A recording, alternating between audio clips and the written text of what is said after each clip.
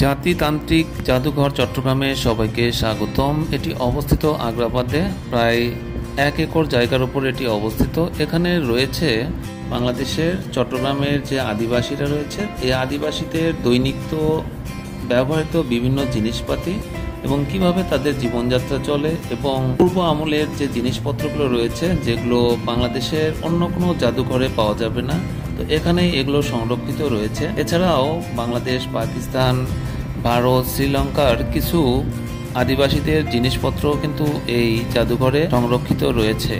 এছাড়াও আদিবাসীদের জীবনযাত্রার ছোট ছোট মডেল এখানে তৈরি করা রয়েছে, যেগুলো দেখলেই কিছুটা সময় আপনাদের অতিবাহিত হবে অনেক সুন্দরভাবে।